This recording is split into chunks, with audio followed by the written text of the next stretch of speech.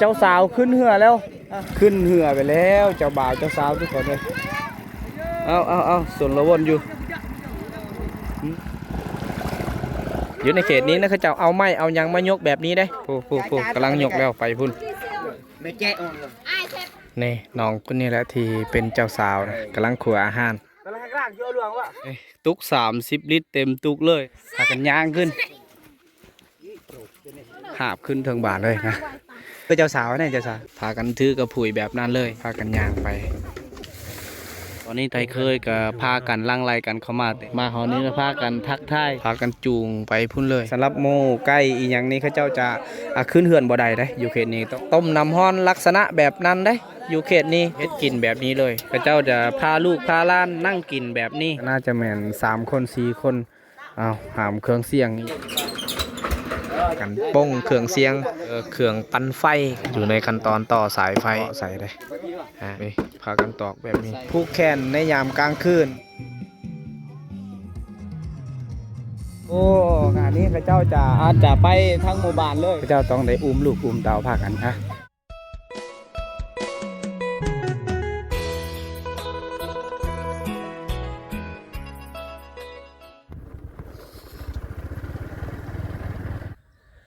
เอาทุกคนเลยตอนนี้บาเฟ่ก็น่าจะเข้าหอดหมู่บ้านแล้วทุกคนเลยเอาสบายดีทุกคนและก็สบายดีพ่อแม่พี่น้องทุกคนเด้อที่กำลังติดตามและรับชมวิดีโอบาเฟ่บันปลาทุกคนเลยเอาตอนนี้บาเฟ่ก็น่าจะเข้าหอดหมู่บ้านที่มีงานแต่งก็คือหมู่บ้านนี่แหละเป็นหมู่บ้านที่ลึกลับและห่างไกลจากความเจริญหลายกิโลทุกคนเลยตอนนี้บาเฟ่ก็ได้เดินทางมาแต่เฮือนกับหมู่บาเฟ่บ่าวสาลีบานนานะจะได้พาทุกคนไปเที่ยวงานแต่งอีหยังทุกคนเลยนะอยู่ในหมู่บ้านเขาเจ้ากำลังสีมีงานแต่งเลยเอาตอนนี้กำลังย่างไปในหมู่บ้านเลยทุกคนเลยนะเพื่อนที่มีงานแต่งก็อาจจะแม่นถึงพูนเลยนะเขากำลังสีย่างไปอยู่ถึงพูนแหละผ่านไปเป็น1 นาทีได้ทุกคนหรือว่า2 นาทีตอนนี้บาเคก็ได้เข้าหอดเฮือนที่มีงานแต่งแล้วอีกยังทุกคนตอนนี้ก็กำลังย่างไปอยู่นี่แหละทุกคนเลยอยู่ในเขตนี้นะเขาเจ้าจัดงานแบบนี้ได้ทุกคนนะยังบ่ฮู้ว่าเขาเจ้าสิจัดงานแบบใดบาเคก็พยายามสิถ่ายให้ทุกคนได้เบิ่งนี่แหละฝั่งนี้เขาเจ้ากำลังคนละวนกันเฮ็ดจักตอกจักยังเลยแถวนี้นี่ทุกคนเลยผ่านไปอีกตอนนี้เบาเคมาอยู่จุดนี้นะอันนี้น้องเพิ่นกำลังคั่วลาบคั่วแกงอยู่นี่กำลังดังไฟอยู่กำลังคั่วอาหาร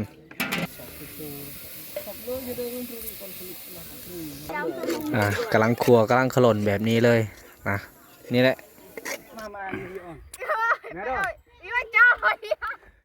ก็เยอะอ่อนจะไม่โดนแล้วช่องไหมแต่ละแห่งล่างเยอะหลวงวะดูผู้สาวทั้งคุณมึงก็มองเลยกึ่งมึงก็มองเลยทุกคนเลยตอนนี้มาอยู่อีกจุดหนึ่งนะตอนนี้ข้าเจ้ากำลังกะเกี่ยมหาบน้ำหากยังพากันตักน้ำยังเลยนี่ตุก30 ลิตรเต็มตุกเลยน้องแบกน้ำหาบน้ำขึ้นแต่ฟังเซ่พากันหิ้วขึ้นน้ำแบบนี้เลยพากันสีหาบน้ำขึ้นพากันหาบขึ้นแบบนี้เลยทุกคนเลยตอนนี้เขาเจ้ากำลังเอาน้ำเอาอย่างนะพากันถือเอาคุเอาย่างแบบนี้เลยนี่น้องคนนี้ก็พากันตักน้ำแบบนี้แหละนี่น้ำเลยพากันหาบน้ำแบบนี้ได้ทุกคนเลยนาทีกับชันถ่ายทุกคนเลย2 คุพอแห้งเลยต้องเลยพากันย่างขึ้นกันย่างกับเมื่อยเนี่ยทุกคนเพราะว่ามันจะมีแสงแดดมันมีดินทรายหลายสำเนลันตองแต่ยังตอกนะยังคงจุดที่เดีย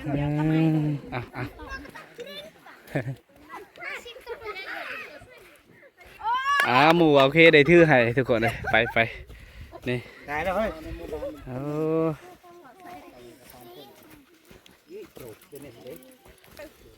เยอะป่ะบ่เยอะเลยถามน้องเพื่อนว่าเมื่อยบ่ทางนี้เก่งลายก็จะเอาพากัน หาบน้ำขึ้นเทิงบานเลยทุกคนเลยหาบขึ้นเทิงบานเลยนะฮะโอ้ไปพูดเลยกำลังเอี้ยวไหนกำลังเอี้ยวบอกน้องเพื่อนเอานี่แหละพอแห้งเพื่อสีหอดนี่ทุกคนเลยนะหอดนี้ต้องได้ถอกใส่กระพุยอีกต่อฮะงานนี้แล้วมีแต่สาวๆเลยพากันช่วยเวียก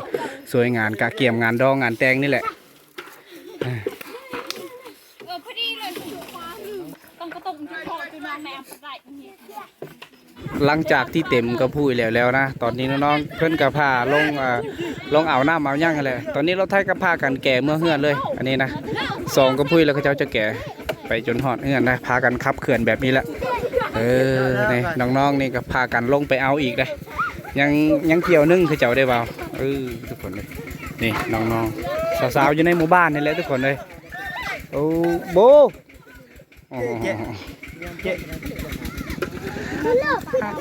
หาในเป็นเจ้าสาวในเจ้าสาว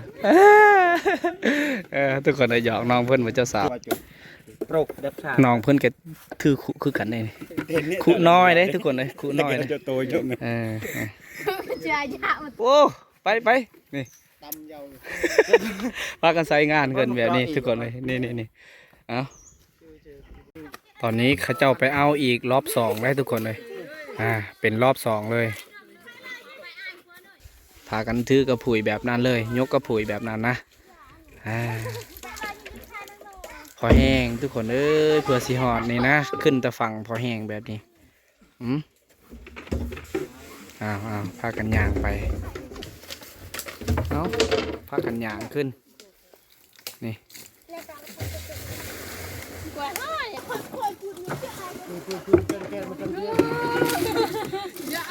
ทุกคนเลยบ่าวเคจะพาทุกคนไปเบิงนะกระเจ้าตักน้ำนะ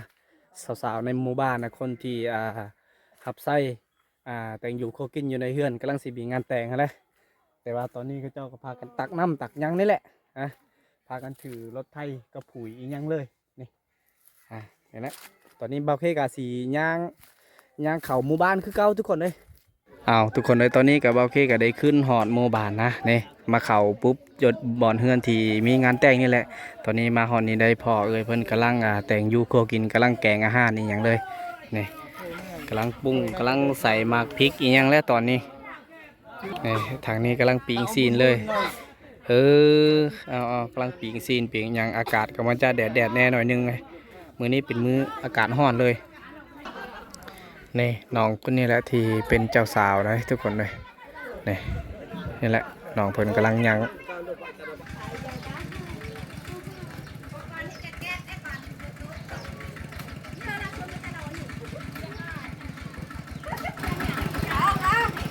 ทุกคนเลยกำลังแก่น้ำไปเฮือนที่มีงานแต่งนี่แหละ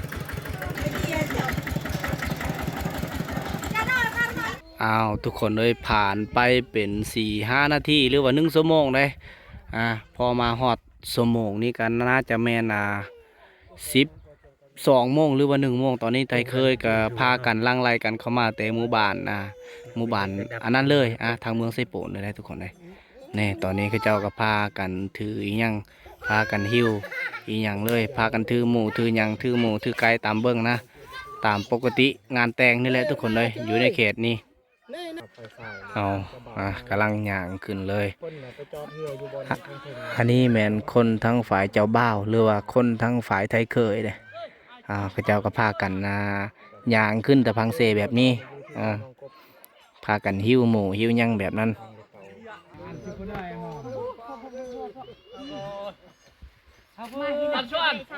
มาหอนี้พากันทักทายบันส่วนบันยังเลย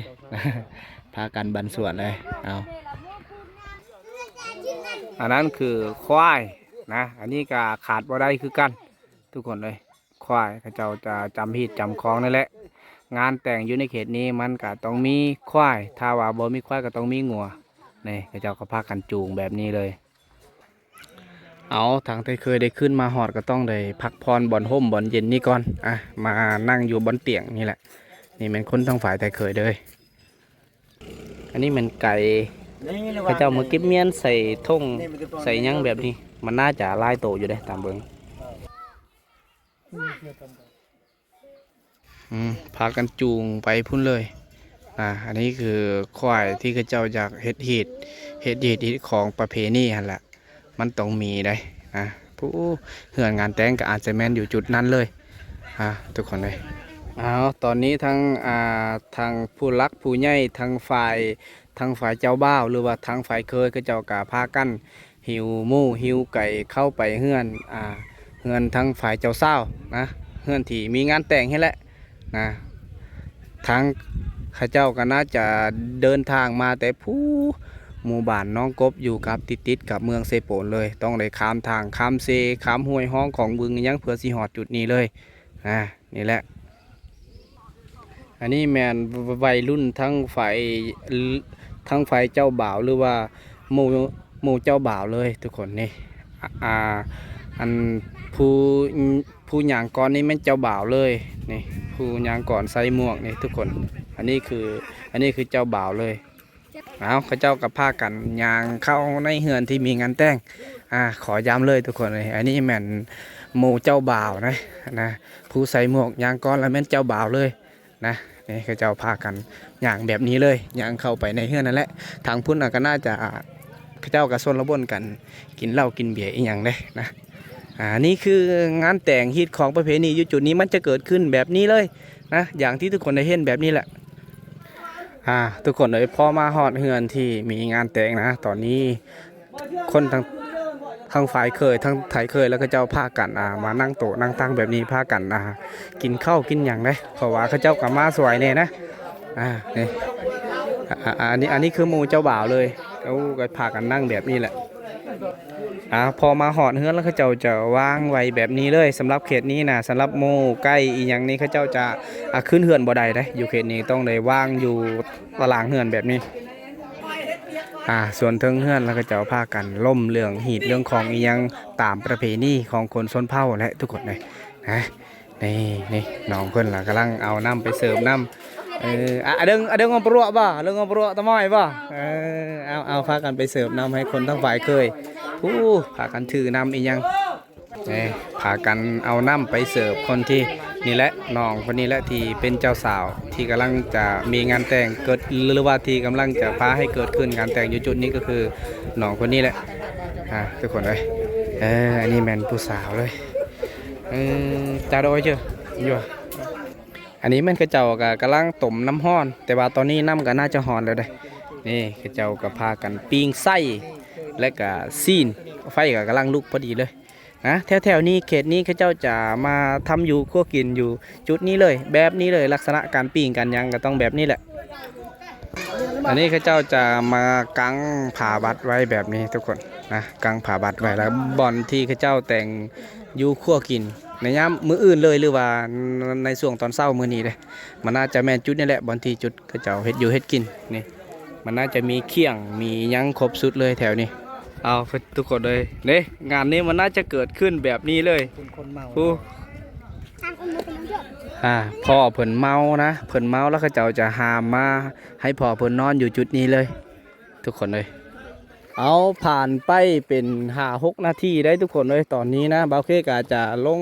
เซ่ให้ทุกคนได้เบิ้งเขาเจ้าอะไรเห็ดหมูเห็ดไก่อีกอย่างนะสำหรับเขาเจ้าจะจำพี่จำอย่างนี้ทางหมู่บ้านเลยทุกคนเลยอันนั้นคือไก่เลยทางพุ่นคือโม่อันนี้คือไก่อันนี้กระเจ้าหอดเดือนแล้วกระเจ้าจะเอาลงใส่หม้อมาต้มมาย่างนี่แหละอันนี้คือสำคัญคือกันได้อยู่เขตนี้นะกระเจ้าต้องเลยจำพี่จำยังประเพณีต้องมีตัวนี้เอาทุกคนเลยผ่านไปเป็น2 นาทีตอนนี้บ้าเฟ่กันขึ้นฮอดบอลจุดที่มีงานแต่งนะนี่แหละงานแต่งจุดนี้คนกะนี่แหละอยู่ในเขตนี้คนสำนี่แหละทุกคนเลย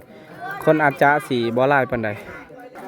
อันนี้แมนเข้าที่เขาเจ้ามาเลยตอนนี้เขาเจ้าก็จะเริ่มขั้นตอนการนึ่งข้าวนึ่งยัง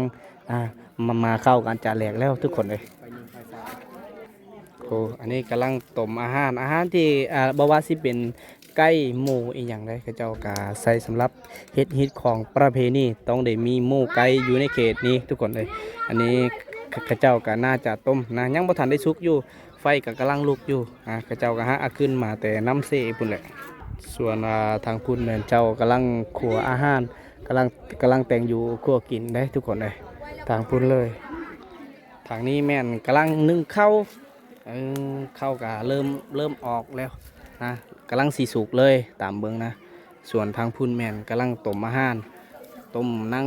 ขวายกระดูกอีกอย่างต่างๆนะทุกคนเลย ยาวเหอะจะดูเลยนัวข้านะบอกพลังนาวี อันนี้บอลเขาเจ้าใส่หมูกระท่อได้เขาเอิ้นว่ากระท่อนี่บอลเขาเจ้าใส่หมูเขาต้องเอิ้นว่าหมูกระท่อเลย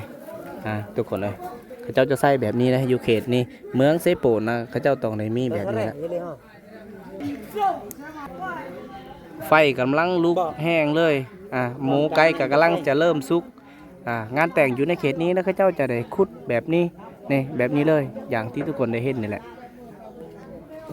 กินเหล้าเมาสุราแล้วพากันเว้าพื้น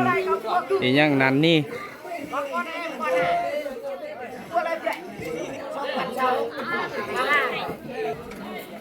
พากันกินข้าวแบบนี้โอ้มาเลียเบิดแถวนี้เฮ้ยพาจะขึ้นเฮือนเสิร์ฟอาหารอยู่เฮือนพุ่นแหละมาเก็บเมียนไว้อันนั้นคือกระดูกอาหารเลยกระดูกงัวควายนี่แหละพากันไปเสิร์ฟไปยังเลยเอาไปเจาะโดยแนวพากันลงมานี่คือเฮือนครัวบอนที่เขาเจ้าเก็บเมียนเข้าแล้วก็แต่งอยู่ข้อกินอยู่จุดนี้เลยนี่น้องๆเพิ่นก็กำลังอันนี้คือคนที่สวยงานฮับใส่แต่งอยู่ผู้สาวน้อยได้ทุกคนนะครับฮับใส่แต่งอยู่ข้อกินเอาพากันถือเข้าท้องเข้าเอาไปให้คนที่นั่งโต๊ะนั่งตั้งอยู่จุดนั่นแหละพากันถอกน้ำแบบนี้แล้วข้าเจ้าจะต้มน้ำให้มันห่อนเลยข้าเจ้าต้มน้ำแล้วข้าเจ้าจะกินน้ำซุปแบบนี้ต้มก่อนจึงกินทุกคนเลยเอากระตุก30 ลิตรตุกนึงเลยมาทอกใส่หม้อใหญ่ตัวนี้พากันเอาพื้นมาใส่แบบนี้หม้อกะมันจังเงี้ยงแน่หน่อยนึงเอาพากันใส่ฟืนแบบนี้เลยเขตนี้นะข้าเจ้าจะมาแต่งอยู่ครัวกินใส่ฟืนแบบนี้ทุกคนเลยข้าเจ้าจะยกหม้อต้มน้ำฮ้อนน้ำยังเนี่ยไปนี่อันนี้คือหมูบาเฟ่แล้วก็จะยกสวยผู้สาวเพิ่นเอาพากันยกแบบนั้นนั่นละข้าเจ้าจะมาต้มน้ำฮ้อนลักษณะแบบนั้นได้อยู่เขตนี้ทุกคนเลยต้องได้ต้มแบบนี้ถ้าว่ามอเงี้ยงก็ต้องได้ปรับบ่ให้มันเงี้ยง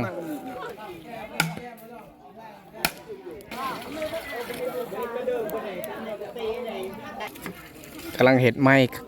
ข้าเจ้าจะป่งอาหารนี่จะป่งหมูป่งไก่กำลังเห็ดไม้ทู่แล้วเห็ดแบบแหลมๆแบบนั้นเลยข้าเจ้าพากันยกหม้อที่ข้าเจ้าต้มหมูต้มไก่อยู่จุดนั้นตอนนี้ข้าเจ้าพากันยกนี่ผู้สาวน้อยอันนี้แมนอันนี้เบอร์เจ้าสาวเอาทุกคนเลยเจ้าสาวบอกเอาพากันจะยกแบบนั้นเลยนี่อยู่ในเขตนี้นะเขาเจ้าเอาไม้เอายังมายกแบบนี้ได้โอ้มันน่าจะหนักอยู่ได้ทุกคนเลยโอ้กำลังยกแล้วไฟพุ่นหลังจากนั้นก็พากันยกใส่กระยังใส่กระบุ้งกระยังแบบนี้เลยนี่พากันยกใส่กระบุ้งกระยังแบบนี้เลยอยู่ในเขตนี้นะเขาเจ้ายกแบบนี้หมูไก่นะเขาเจ้าจะต้มสุกแล้วได้ทุกคนเลย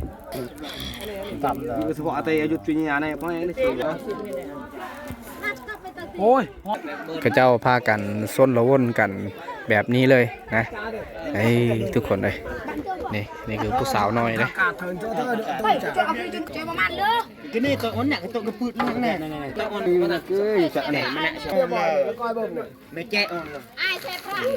อันนี้แมนพักหอมปลอมเลยข้าเจ้าจะมาป้นไส้กับข้าวล้นไส้กับหมูกับไก่ที่ข้าเจ้าเฮ็ดนั่นแหละการป้งก็ต้องใส่เวลานะมันน่าจะหอดประมาณ 4-5 นาทีก็ยังว่าทันได้แล้วตอนนี้ต้องได้คอยป้งแบบนั้นแบบนี้เลยได้ทุกคนเลยตอนนี้ก็น่าจะป้งโอเคสำเร็จแล้วทุกคนเลยนี่กระย่างนึงเลยหรือว่าก็กระย่างนึงกระบ่งนึงเป็นยังนี่โอ้เอาพากันจะป้งแบบนี้เลยนี่นี่คือยังโสดป่ะอ๋อนี่ทุกคนเลยอยู่ในเคสนี้นะข้าเจ้าจะแต่งอยู่ข้อกินแบบนี้ได้ มีผู้หญิงผู้ชายนั่นคือหมู่คือไก่เด้ จะโดนเยอะที่ ส่วนทางนี้กำลังกินเหล้าเมาสุราอีหยังทุกคนเลยผู้ทางพุ่นก็พากันนั่งแบบเรียนแถวไปพุ่นเลยน้องเพิ่นก็จะนั่งกินเขาวคนเดียวแบบนี้เลย มันน่าจะเงียบเง่าได้กินแบบนี้เมานี่คือฟืนนะฟืนเขาเจ้าห้ามาเพราะว่าในยามตอนเช้านะเขาเจ้าจะแต่งอยู่คั่วกินอีกทุกคนในหลังจากที่เขาเจ้าแต่งอยู่คั่วกินตอนนี้เขาเจ้าก็พากันกินข้าวแบบนี้เลยนะน้ำกับซีกระพุ้ยก็น่าจะยังเหลือกระพุ้ยเดียวนี่แหละเขาเจ้าได้3กระพุ้ยนะเขาเจ้าได้ใช้งานเบิดแล้ว ส่วนทางนี้ก็พากันกินแบบนี้นะนี่พากันนั่งกินแบบนี้เลยทางนี้ก็กำลังเฮ็ดอาหารคือกันได้เพราะว่าเขาเจ้าได้แบ่งอาหารเป็น2พูดนะเขาเจ้าจะแบ่งให้คนอยู่ในเฮือนแล้วก็แบ่งให้คนที่แต่งอยู่ก็กินแล้วก็แบ่งให้คนที่มางานแต่งนะแบ่งหรือว่าแบ่งให้ไทยเคยเลยนะอยู่เขตนี้นะเขาเจ้าจะแบ่งอาหารแบบนี้ให้ทุกคนเลยนะทางพุ่นก็น่าจะกินแล้วส่วนทางนี้ก็เขาเจ้าก็กำลังเฮ็ดกำลังแต่งอยู่ก็กินแบบนี้ละทางนี้ก็กำลังกินอยู่กำลังสนละวนกันกินอยู่ไปเลยให้ไปยัดเดาบาระให้หมอปะไปยัดเดาไปเลยไปยัดเดาไปเลยโอ้พากันไปตักน้ำอยู่พุ่นเลยเลยทุกคนเลยทุกคนเลยพระเจ้าจะพาลูกพาล้านนั่งกินแบบนี้นี่พากันนั่งกินอยู่ม็อกรถไถได้นี่โอ้อาหารกับแบบนั้นเลยเข้ากับข้าเจ้าใส่ในทุกอย่างแบบนั้นเลยนี่แม่นรถไทยข้าเจ้าว่าสิไปเอาเครื่องเสียงในนั้นอีกยังอีกบานหนึงเลยข้าเจ้ากำลังเร่งไปเอาเครื่องเสียงอยู่พูนเลยผ่านไปเป็น5-6 นาทีทุกคนเลยนะตอนนี้ข้าเจ้าที่มาเอาเครื่องเสียงก็ตอนนี้ก็ได้มาหอดแล้วนะทุกคนนี่แม่นรถนี่แหละที่ข้าเจ้าไปเอาเครื่องเสียงอยู่บ้านนี่นะห่างจากหมู่บ้านนั่นกันน่าจะแม่น2 กิโลเลยตอนนี้ข้าเจ้าก็พากันขับรถไถยังนี่เฮือนเครื่องเสียงเฮือนที่มีเครื่องเสียงก็น่าจะเป็นเฮือนหลังนี้เลยตอนนี้ข้าเจ้าก็พากันซื้อหลายคนอยู่เด้ข้าเจ้าไปเอาทุกคนตอนนี้ถือรถอีเต็นรถไถยังเลยเอาผ่านไปเป็น1 นาทีตอนนี้ข้าเจ้าไปหายืมมานี่หม้อยกไฟข้าเจ้าไปหายืมหม้อยกไฟได้ทุกคนนี่หายืมอยู่ในบ้านนี่แหละตอนนี้หม้อยกไฟกันโอเคนะเพราะว่าหมู่บ้านข้าเจ้ายังบ่ทันได้มีไฟฟ้าใส่ข้าเจ้าต้องเลยเสียบใส่เครื่องปั่นไฟหรือว่าจักรปั่นไฟแล้วมาใส่หม้อยกแบบนี้นี่เครื่องเสียงละลานใส่เพิ่นกำลังยกเลยกำลังยกใส่หมอกรถไถเลยโอ้ทางพุ่นก็น่าจะแม่น3 คน 4 คนหามเครื่องเสียงอีหยังเลยโอ้ทุกคนเลยนี่พากันหามขึ้นแบบนี้เลย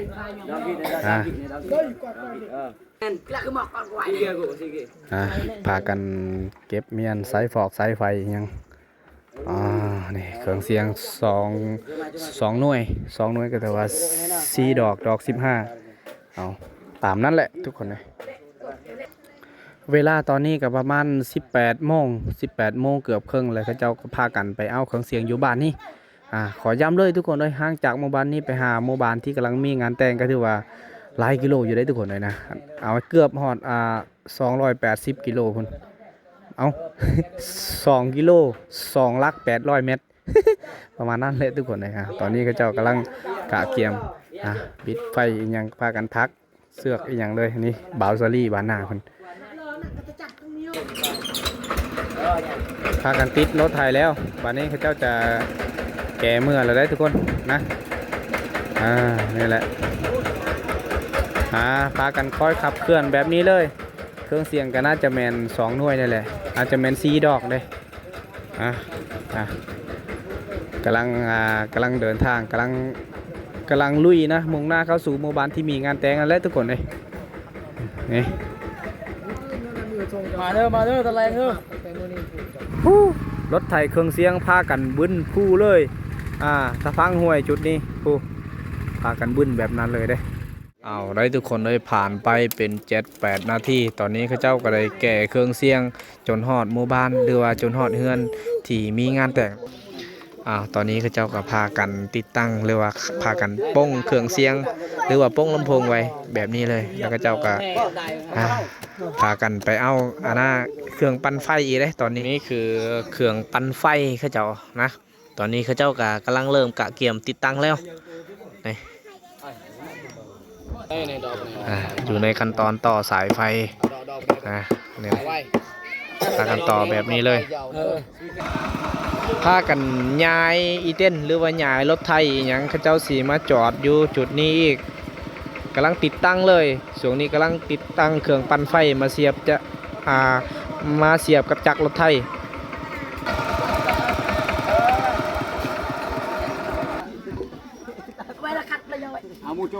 คนพากันห้ามเครื่องปั่นไฟนี่เอามาใส่อยู่จุดนั้นเลยแล้วก็เอาสายพานมาเกาะใส่เลยนี่แหละทุกคนเลยหมู่บ้านยังว่าทันดีมีไฟฟ้าก็ต้องเลยเอาอันนี้มาเฮ็ดไฟฟ้าเลยนะตอนนี้เขาเจ้าก็เริ่มการติดตั้งแล้วก็เอาสายพานมาเกาะไว้แล้วทุกคนเลย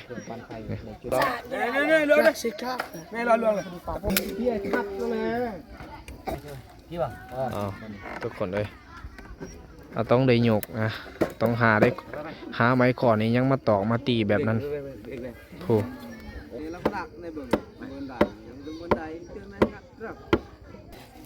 นี่พากันตอกแบบนั้นพากันเอาไม้เอาหยังเลยทุกคนเลยนี่เอานี่พากันตอกแบบนี้นะอันนั้นก็จะเอาเสือกเอาหยังมามัดไว้นะเขาเจ้าจะติดตั้งเครื่องปั่นไฟเสียบกระจักรรถไทยอยู่ในเขตนี้นะเขาเจ้าจะมาติดตั้งแบบนี้เลยกำลังต่อสายไฟเลยนี่สายไฟนะเขาเจ้าจะเฮ็ดแบบนั้นต่อแบบนั้นเลยเขาเจ้าจะมาต่อสายไฟอันนี้มาใส่หมอยกไฟนี่แหละถ้าว่าบ่มีหมอยกไฟก็อาจจะมาเสียบกับเครื่องปั่นไฟบ่ได้เลยทุกคนนะเอาตอนนี้ก็อยู่ในขั้นตอนติดจักรแบบนี้เลย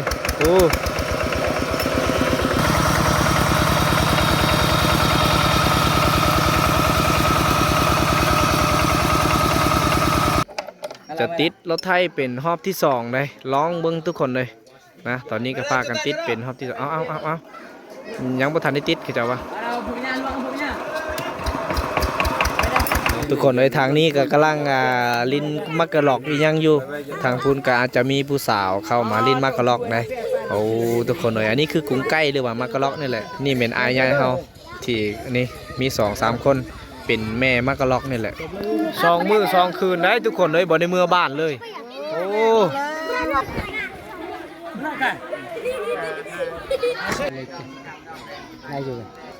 ผู้บ่าวเอาตอนนี้ก็มันจะเกิดขึ้นเป็นไฟเลยได้ทุกคนเลยตอนนี้ก็เจ้าก็พากันย้ายเครื่องเสียงหรือว่าพากันยกเครื่องเสียงเอามาเสียบมาใส่อยู่จุดนี้เลยนี่มาเสียบใส่บนหม้อยกไฟอยู่จุดนี้แหละทุกคนเลยส่วนทางพูดเจ้าของเครื่องเสียงผู้สาวสิมาขอเปลี่ยนเงินเปลี่ยนยังไม่ได้ให้มาเปลี่ยนขอเปลี่ยนเงินนี้ยังเลยบอกนะเนี่ยจะองไก่เด้ผู้สาวสีลิ้นกงไก่ยามกลางคืนเลยตอนนี้ข้าเจ้าก็น่าจะต่อดอกไฟมันน่าจะหุ่งแล้วอยู่จุดนี้ทุกคนเลยส่วนทางพุ่นข้าเจ้ากำลังประกอบกำลังต่อเครื่องเสียงอย่างเลย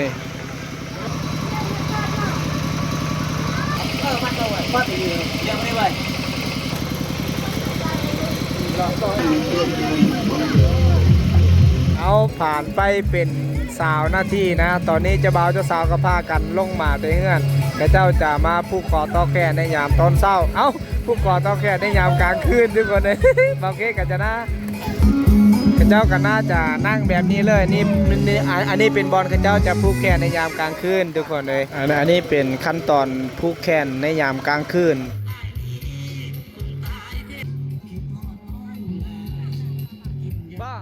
Doña Sarriete, Sarriete ya más ya sana.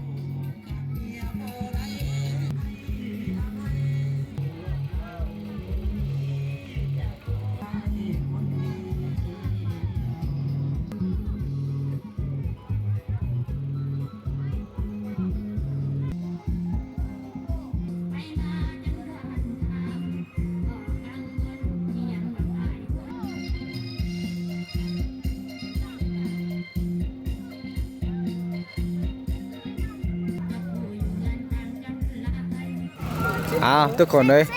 งานกะมันจะมืดๆแบบนี้เลยนะตอนนี้ข้าเจ้ากะอยู่ในขั้นตอนการหอบลำวงปฐมฤกษ์อีกอย่างนะ กำลังประกาศหาเลยทุกคนเลย มวนให้เสริมการ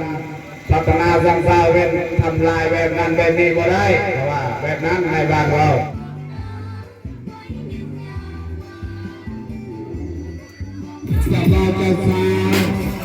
ผ่านไปเป็น1 ชั่วโมงตอนนี้ก็11 โมงทุกคนเลย23 โมงกับ5 นาทีนะตอนนี้โฆษกกำลังประกาศจัดรอบลำวงสามัคคีทางเท่าแก่และก็ทางพ่อหลามเป็นอย่างเลยเขาเจ้ากำลังห่อหาเลยทุกคนเลย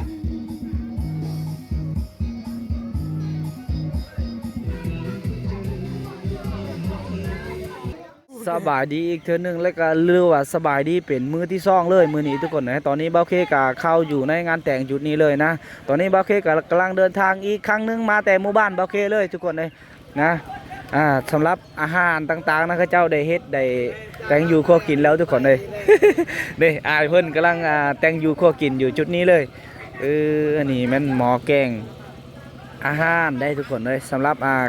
ข้าเจ้าได้ขาหัวอันนี้กับอาหารอันนี้น้ำเพียเลยตัวนี้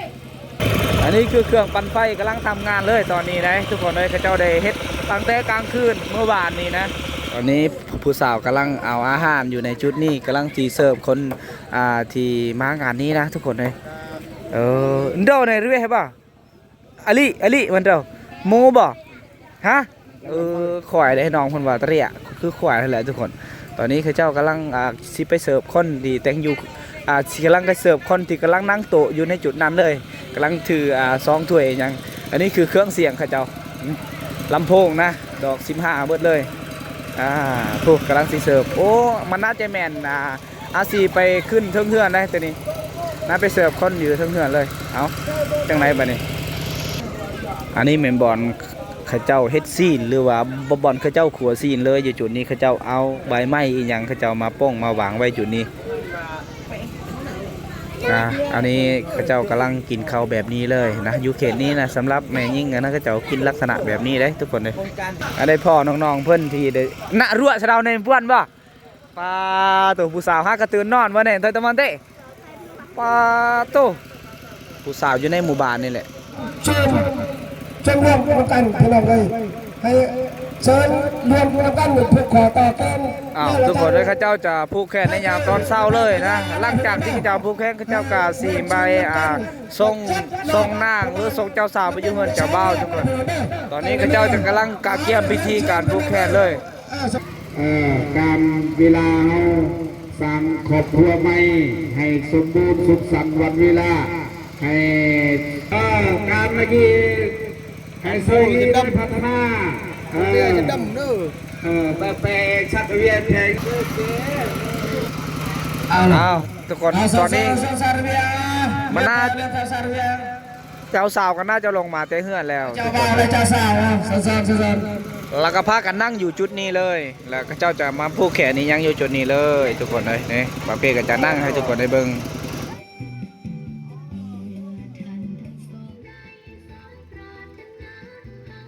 ทุกคนเลยขั้นตอนการผูกแขนก็ถือว่าจบไปโอเคนะ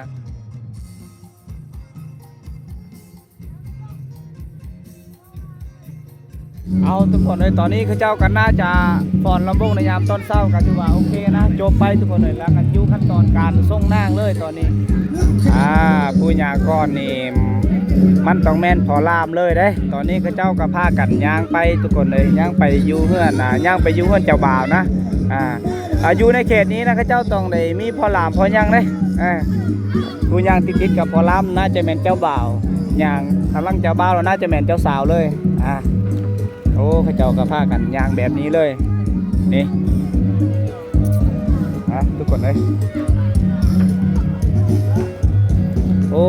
งานนี้ข้าเจ้าอาจจะไปทั้งหมู่บ้านเลยก็ว่าได้พอลามเพิ่นก็กำลังถ่ายรูปอีหยังนะนี่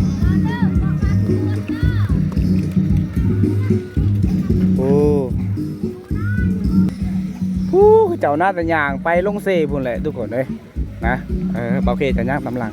หมู่บ้านนี้ก็ห่างกันจากหมู่บ้านนี้ก็ถือว่าหลายกิโลเลยนะข้าเจ้าต้องได้อุ้มลูกอุ้มเต่าพากันนี่แหละข้าเจ้าก็ไปแบบเล็กๆน้อยๆประมาณนี้แหละทุกคนต้องได้ถือท่องถืออย่างนะตามภาษาของหมู่บ้านเลยคนที่เบิ่งกันหลายได้ทุกคนเลย โอ้นะเขาจะไปแบบนั้นเลยฮะโอ้โอ้ทางหล่างกะยังล่าอยู่นี่ปลาโดนี่โอ้พากันอุ้มลูกอุ้มเต้าอีกอย่างเลยเอาทุกคนเลยไปโอ้ผู้พายกับยังน่าจะเป็นผู้สาวเลยเอาทุกคนเลย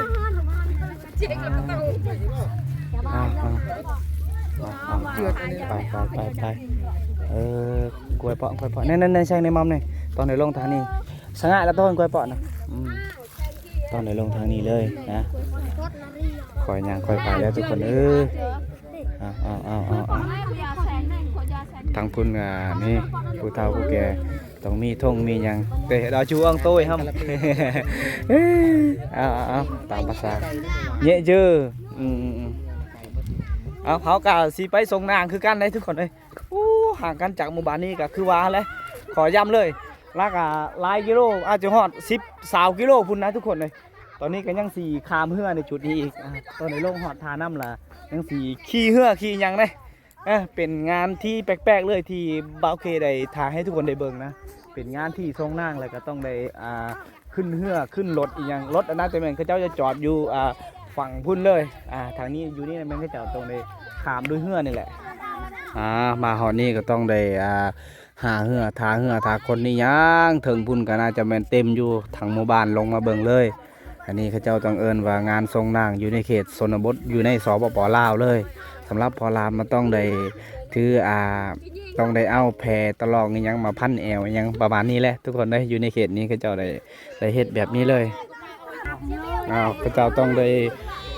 พากันขึ้นเหือแบบนี้เหือน้อยๆก็ต้องได้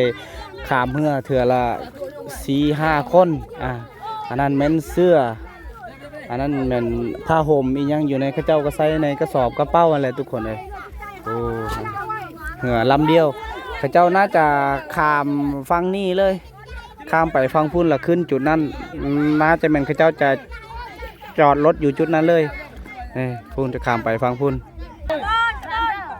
พากันขึ้นแบบนั้นยอดตัวไว้โอ้ต้องได้ยับเหือออกก่อนเพื่อสิขึ้นได้ได้เอายับเหือออกก่อนเจ้าบ่าวขึ้นก่อนแล้วสุด